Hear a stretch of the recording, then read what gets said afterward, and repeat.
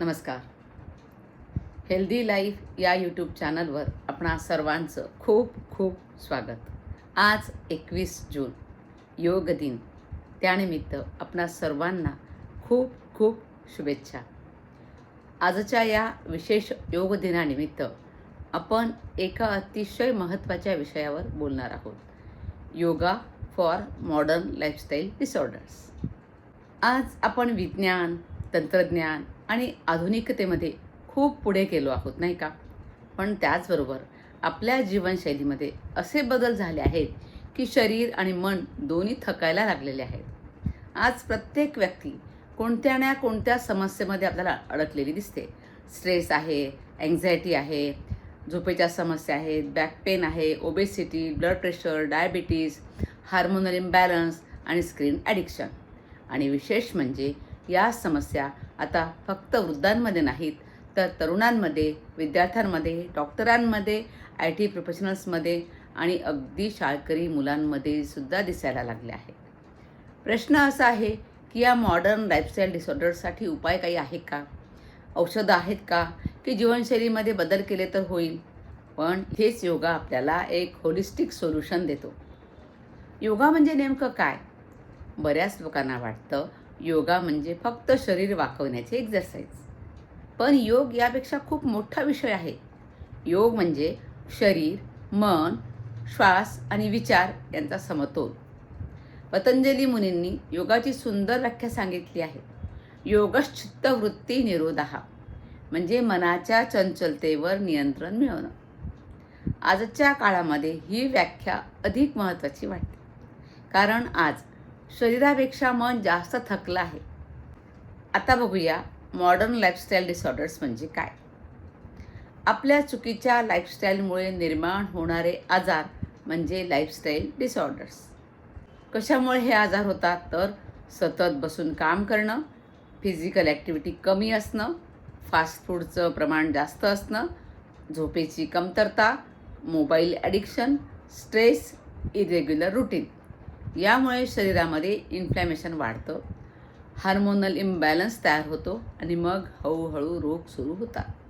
आता पहिला आजार, स्ट्रेस आणि एन्झायटी. आजचा सर्वात मोठा आजार आहे हा. स्ट्रेस फक्त मनावर परिणाम करत नाही, तर तो संपूर्ण शरीरावर परिणाम करतो.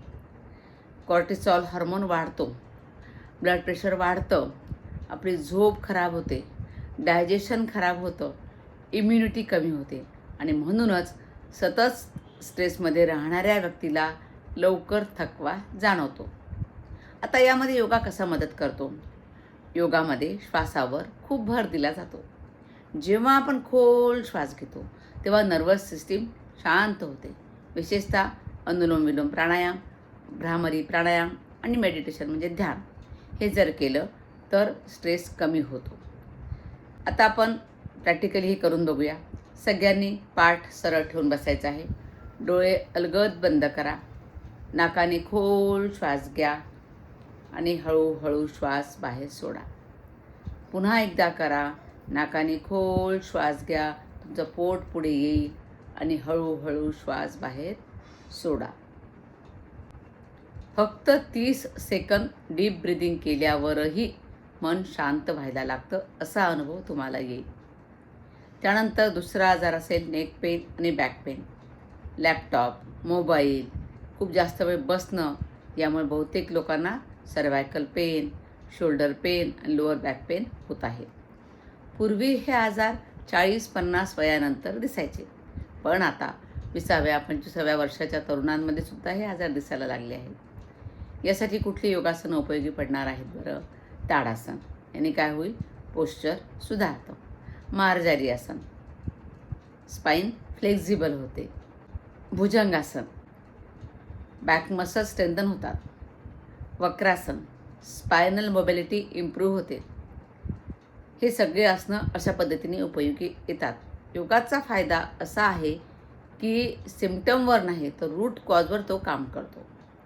आता तिसरा आजार, ओबेसिटी, वेट गेन. आज वजन वाढण्याची ही समस्या खूप कॉमन आहे.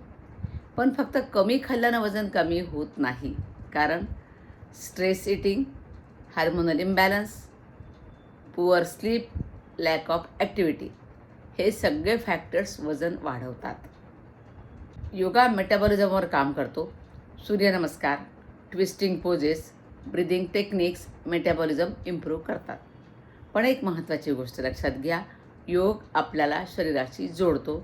जेव्हा अवेअरनेस वाढतो तेव्हा अनहेल्दी हॅबिट्स आपोआप कमी व्हायला लागतात.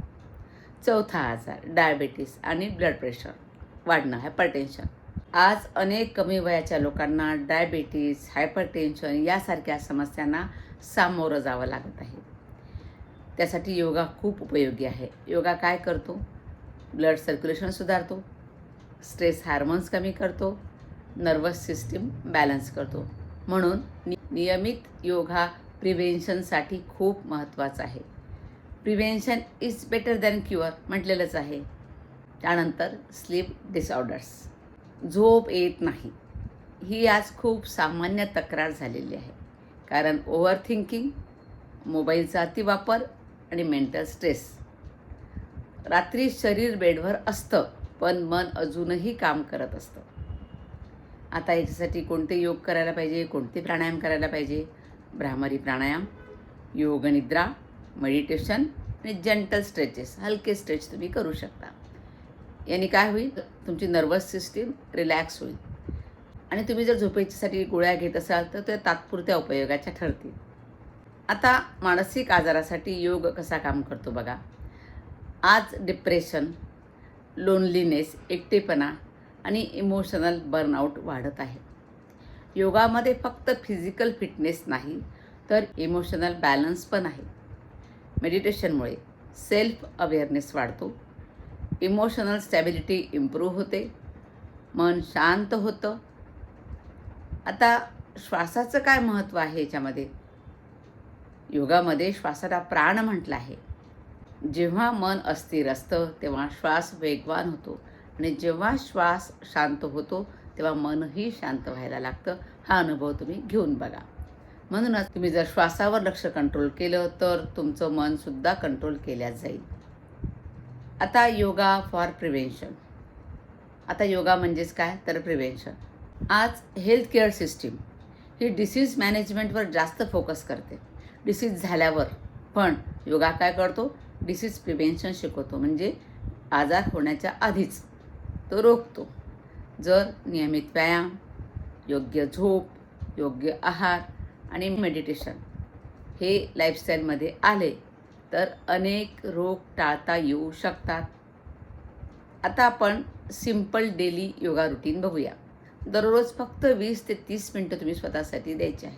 त्यामध्ये काय करायचं आहे? 5 मिनिट स्ट्रेचिंग, 5 मिनिट सूर्यनमस्कार, 10 मिनिट योगासन, 5 मिनिट प्राणायाम आणि 5 मिनिट मेडिटेशन. इतकं जरी केलं ना तर शरीर आणि मनामध्ये मोठा बदल तुम्हाला दिसू शकतो. आज योगा डे निमित्त आपण एक संकल्प करूया. फक्त एक दिवस योग करायचा नाही तर योगाला जीवनशैली बनवायची. कारण medicine treats disease but yoga creates health. आणि शेवटी योग हा फक्त एक्झरसाइज नाही, तो स्वतःकडे परत जाण्याचा मार्ग आहे. हा व्हिडिओ पूर्ण पाहिल्याबद्दल खूप खूप धन्यवाद. आणि अशाच उपयोगी व्हिडिओसाठी या चॅनलला सबस्क्राईब करा. आणि व्हिडिओ आवडला असेल तर लाईक करा, शेअर करा आणि कमेंटसुद्धा करा. थँक्यू.